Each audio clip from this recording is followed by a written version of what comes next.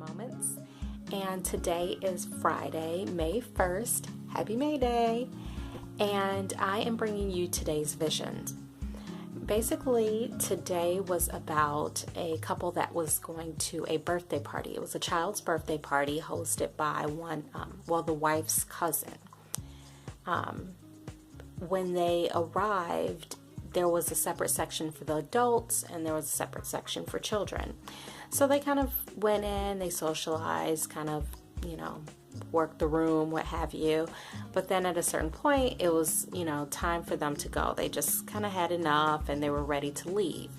So they needed to go get their child. And when they went to go get her, they found her hanging out with some other children, and she had kind of changed a little in that she was all of a sudden wanted to appear older than what she was, wanted to appear cool amongst the cool kids.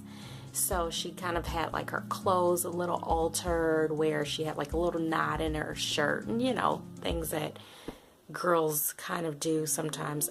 I don't know. It's what I've heard. Anyway, so she was just trying to appear older than what she was. Now, of course, when Mommy and Daddy walks up, that all changed. She started taking that knot out right away, and she got right in line, and she knew it was time to go. After that, the wife realizes that she can't find her purse. So she's kind of walking around. The husband takes the daughter and says, okay, we'll go wait in the car, and you go find your purse and just meet us in the car. So she walks around. She ends up running into some other friends of hers in a different section of this strip mall. And she ends up talking and talking and talking, and like she's like running her mouth and like kind of getting caught up, and it's just, she takes forever. The husband, meanwhile, is in the car getting pissed off because she's taking so long. And guess what he does? He leaves. He gets right up out of there, and she is like left on her own. So then after that point, the hostess of the party, who, mind you, is the wife's cousin.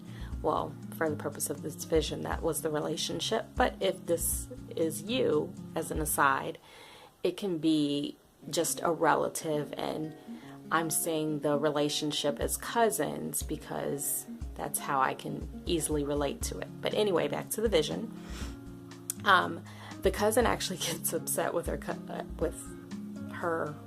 cousin. Ooh, that just got confusing. But she gets upset because she feels like her cousin, who's coming to her child's birthday party, is like acting bougie, and all of a sudden you lost your purse and now your child's trying to act older than what she is, and I bet you blame it all on me, which wasn't the truth. But anyway, I'll get to that. Towards the end of the vision, basically everything just becomes a big old mess. The wife doesn't even have a ride home. She can't even find her shoes because she took them off so she could walk comfortably, and it's winter outside, so there's snow, and now she's gonna have to walk home in snow because she doesn't have a cell phone, she doesn't have a wallet, remember, no purse. So she's pretty much screwed at this point, right? Well, I don't know.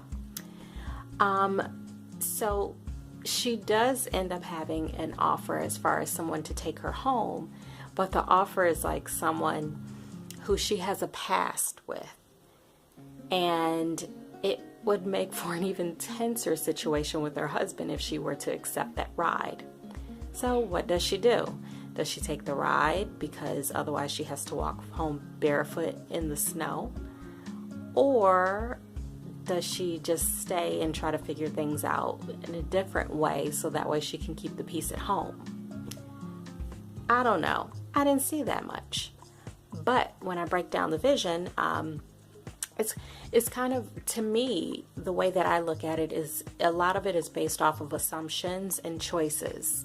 Of course, the cousin assumed that it was a whole bougie situation where they were placing blame on her as far as everything that was going wrong, when in fact that wasn't the case. It was just a crappy luck, I guess. I mean, of course, there's no such thing as luck. There's no such thing as coincidence, but we'll get into that at another time. I just feel like if we look at the wife's actions, had she not taken so much time to just kind of chop it up with her girlfriends, then she wouldn't have lost her ride. Now, am I saying that the husband was right for leaving the wife? Hell no. Am I saying he was wrong?